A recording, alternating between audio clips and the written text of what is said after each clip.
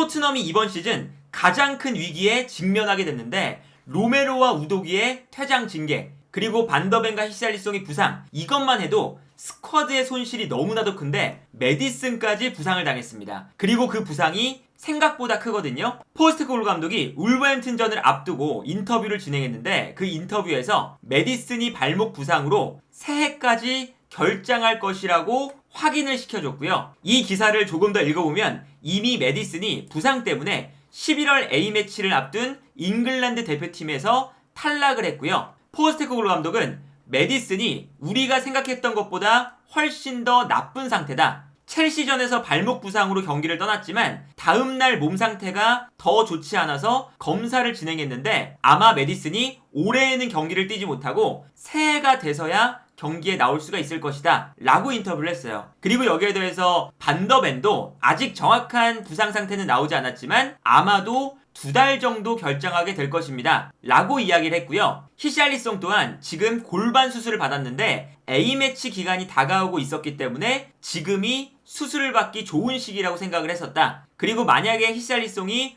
회복 기간이 순조롭게 진행된다면 한 달만 있으면 회복이 가능한 상태다. 그리고 여기에 더해서 이번 경기는 로메로와 우도지도 출장 정지 때문에 경기에 나올 수가 없기 때문에 지금 토트넘은 정말 나올 수 없는 선수가 너무나도 많습니다. 일단 기존에 페리시치라던가 솔로몬, 세세뇽, 벤 데이비스, 이 선수들이 부상으로 나오지 못하고 있었고요. 벤 데이비스는 이번 주에 복귀가 예정되어 있지만 여기에 더해서 반더벤과 메디슨이 새해가 되어서 돌아온다고 했으니까 2달 정도 부상을 당했고 히샬리송도 한 달 부상, 여기에 더해서 로메로와 우도지는 퇴장 징계 때문에 나오지 못하는 상태가 된 거거든요. 일단 히샬리송이 없는 자리는 브레넌 존슨이라는 대체자가 있기 때문에, 그리고 사실 브레넌 존슨이 히샬리송보다 활약도가 최근에 좋았기 때문에 왼쪽 측면 공격수 자리는 걱정이 없는데 일단 수비라인에 로메로, 반더벤, 우도지, 포백 중에서 3명의 선수가 당장 나오지 못하는 상태이기 때문에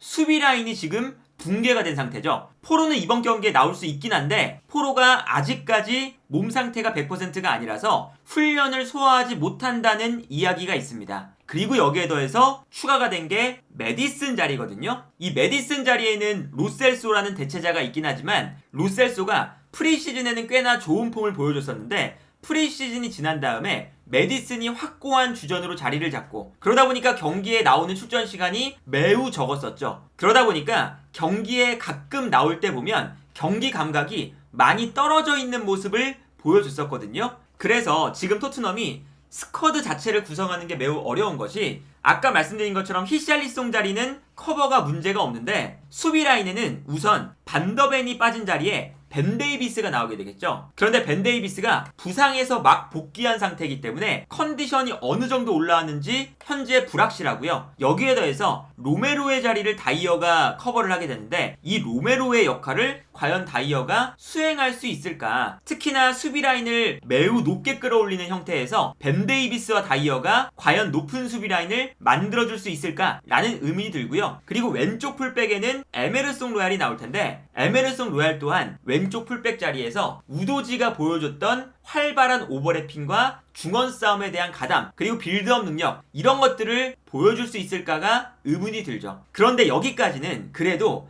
지난 경기가 끝난 이후에 로메로와 우도지의 퇴장 징계는 예상이 되었었고 반더벤의 부상 공백도 예상이 되었었으니까 그래도 다음 경기에 어떤 모습일지가 예상이 되는데 메디슨의 부상이 갑자기 길게 추가가 되면서 메디슨의 역할을 과연 로셀소가 잘 커버할 수 있을지가 의문이거든요. 메디슨이 현재 토트넘 내에서 키패스 1위, 공격 지역으로 정확한 패스를 보내준 횟수가 1위, 그리고 결정적인 찬스를 만든 횟수도 1위거든요. 그리고 키패스 횟수는 프리미어리그 전체에서도 1위를 기록하고 있습니다. 그러니까 메디슨은 기본적으로 토트넘이 공격을 전개할 때 상대 수비라인 사이에서 뛰어들어가는 공격수들에게 좋은 패스를 뿌려주면서 찬스 메이킹을 너무나도 잘해줬었거든요. 특히나 메디슨이 찬스 메이킹을 잘한다는 것은 공격수인 손흥민 선수에게 매우 큰 의미가 있었죠. 그래서 이 장면도 보면 손흥민 선수가 뛰어들어갈 때 뛰어들어가는 손흥민 선수에게 매우 좋은 패스를 뿌려주면서 손흥민이 메디슨의 패스를 받아서 결정적인 찬스를 맞이하는 장면이거든요. 그리고 실제로 이번 시즌 기록을 보면 손흥민 선수에게 가장 많은 패스를 보내준 선수가 당연하게도 가장 가까운 위치에 있는 메디슨이었습니다. 그리고 메디슨이 손흥민 선수에게 직접적으로 패스를 보내주지 않아도 메디슨의 패스는 손흥민에게 매우 중요해요.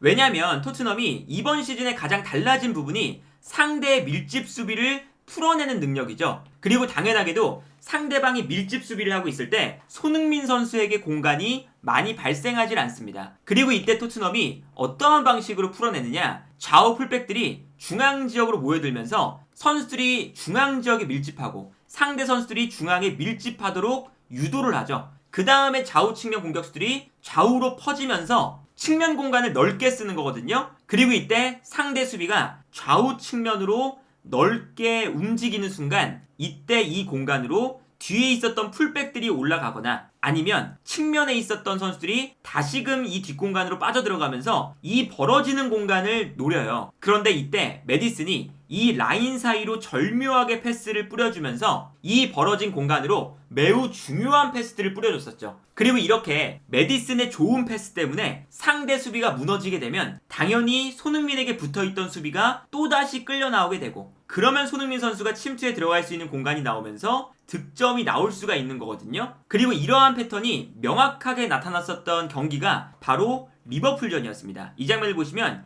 히샬리송이 측면에 위치하면서 상대의 측면 수비를 끌어내고 있는데, 끌어냈다가 끌려 나오는 순간 그 뒷공간으로 다시 히샬리송이 침투에 들어가고 있어요. 근데 침투에 들어가는 히샬리송에게 뒤에 있었던 메디슨이 수비 라인 사이로 정확한 패스를 찔러줍니다. 그러다 보니까 리버풀의 수비 라인에 벌어진 공간 사이로 완벽한 침투와 패스가 이루어지고요. 히샬리송에게 메디슨의 패스가 완벽하게 배달이 되면서 중앙에서 뛰어들어오는 손흥민 선수에게 히샬리송이 패스를 보내주고 여기서 득점이 나왔었죠. 그리고 전방 압박을 할 때도 메디슨의 역할이 정말 중요한 포인트 중에 하나인데, 메디슨이 사실상 왼쪽 중앙 미드필더지만 한 칸 올라가서 손흥민과 함께 압박할 때는 투톱처럼 위치할 때가 있어요. 그리고 이때는 손흥민 선수가 가장 위에서 최근에 우리가 볼 수가 있는 손흥민 선수가 한쪽 측면을 막아 세우는 이 동작을 가져갈 때 손흥민 선수와 가장 가까이 있는 메디슨이 손흥민의 플레이를 가장 먼저 감지하고 손흥민이 한쪽으로 상대방의 패스를 몰아세우는 방향으로 움직이기 시작합니다. 여기서부터 메디슨이 빠르게 움직여주니까 그 다음에 있는 선수가 또 다가설 수가 있는 거고, 뒤에 있는 선수들도 차곡차곡 따라붙을 수가 있는 거거든요. 그래서 메디슨이 옆에서 손흥민의 움직임을 빠르게 따라가 준다는 게 토트넘이 전방 압박을 할 때 가장 큰 포인트 중에 하나였어요. 그리고 여기에 대해서 손흥민 선수가 후반전이 될수록 약간 체력적으로 지쳤을 때 손흥민 선수보다 높은 위치까지 올라가서 손흥민의 압박하는 역할을 메디슨이 대신 해줄 때도 있었거든요. 그리고 심지어 메디슨이 오프 더블 플레이도 좋기 때문에 활발하게 움직이면서 손흥민 선수에게 공간을 만들어주는 선수였거든요. 이 장면을 보시면 메디슨이 손흥민 선수보다 한 칸 앞에 있어요. 그리고 손흥민보다 앞에 있으니까 메디슨이 오히려 전방으로 뛰어들어가면서 라인 브레이킹을 하고 상대 수비 라인이 뒷걸음질치게 만들고 있습니다. 그러다 보니까 공격이 진행되면 어떤 모습이 나오느냐, 메디슨이 박스 안으로 들어가면서 계속 침투에 들어가니까 상대 수비 라인이 계속 뒤로 물러나고요. 오히려 손흥민 선수가 약간 뒤에서 메디슨이 만들어준 공간으로 뛰어들어가고 있죠. 그래서 이 장면에서 결국에는 손흥민 선수가 메디슨이 앞으로 움직이면서 상대 수비 라인을 뒤로 물러나게끔 만드니까 그 앞 공간에서 볼을 받아서 득점을 만드는 모습을 볼 수가 있었습니다. 그러니까 메디슨이 직접적으로 손흥민 선수에게 패스를 주지 않더라도 손흥민 선수에게 오프 더블 플레이를 통해서 공간을 만들어준다거나 아니면 좌우 측면에 있는 쿨루셉스키나 히샬리송에게 좋은 패스를 공급하면서 손흥민 선수가 득점을 할 수 있게끔 만드는 찬스를 만들어주는 선수였어요. 그리고 팀 전체적으로 봐도 전방 압박, 오프 더블 플레이, 그리고 공격 상황에서의 찬스 메이킹, 여러 측면에 있어서 토트넘의 공격 작업을 주도하는 선수였기 때문에 토트넘의 매우 중요한 선수고, 그렇기 때문에 프리미어리그에서 이번 시즌 가장 컨디션이 좋은 공격형 미드필더라고 평가를 받았던 거죠. 그리고 여기에 더해서 메디슨이 후방 빌드업에도 정말 큰 도움을 줘요. 예를 들면 상대가 수비 라인을 밀집시켜 놓고 좌우 측면으로 넓게 경기장을 쓰는데도 좌우 측면으로 끌려 나오지 않을 때는 토트넘이 어떤 전략을 쓰냐면 중원에서 사르도 전방으로 올라가고 중앙으로 들어와 있는 포로와 우도지도 아예 올라가 버립니다. 그리고 메디슨만 약간 내려와서 메디슨이 후방에서 볼을 잡죠. 그리고 여기서 메디슨의 정확한 오른발 킥력을 활용해서 전방에 패스를 보내줄 수 있는 선택지를 최대한 많이 만들어주는 거예요. 그리고 이때 선수들이 상대 수비 라인의 사이사이에 위치하면서 메디슨의 패스를 기다립니다. 그런데 메디슨이 이 좁은 공간 사이로 매우 정확하고 매우 적절한 강도로 패스를 뿌려줄 수 있는 킥 능력을 가지고 있죠. 그러다 보니까 내려와서 메디슨이 전방으로 패스를 뿌려주는 것이 상대 수비 라인을 무너뜨릴 때 매우 중요한 요소였거든요. 그래서 예를 들면 이 장면처럼 메디슨이 내려와서 볼을 잡고 있고 나머지 선수들은 모두 다 올라가 있는 상황을 만들어주고요. 여기서 메디슨이 앞쪽에 있는 우도지에게 패스를 보내주는데 이 패스가 좁은 상대 수비 라인 사이로 정확하게 연결이 됩니다. 그래서 분명히 상대 수비가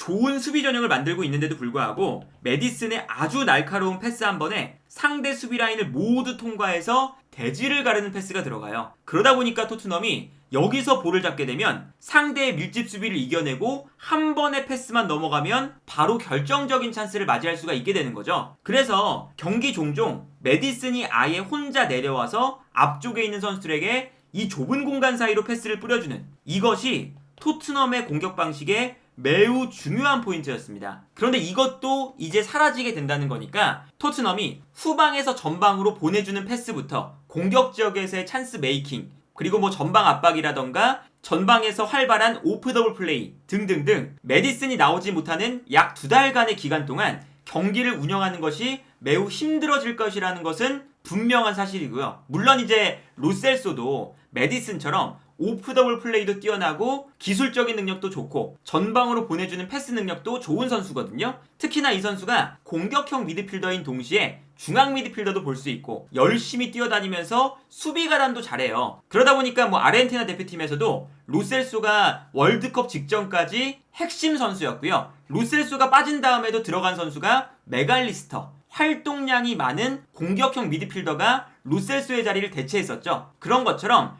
로셀소도 메디슨의 역할을 어느 정도 대체할 수가 있지만 지금 로셀소가 경기 감각이 많이 떨어져 있다는 점 그리고 로셀소가 나올 때마다 최근에 부진한 폼을 보여줬다는 점을 생각해보면 메디슨의 공백은 아마 토트넘에게 매우 큰 타격이 되지 않을까 싶고요. 정말 이제는 포스테코글루 감독이 전술적인 것으로도 커버를 하기가 힘들 만큼의 선수단의 공백이 발생을 했기 때문에 토트넘이 이 위기 상황을 극복을 해 나갈 수 있어야 이번 시즌 순위 싸움에서 밀리지 않고 좋았던 전반기 순위를 유지할 수 있지 않을까 싶네요.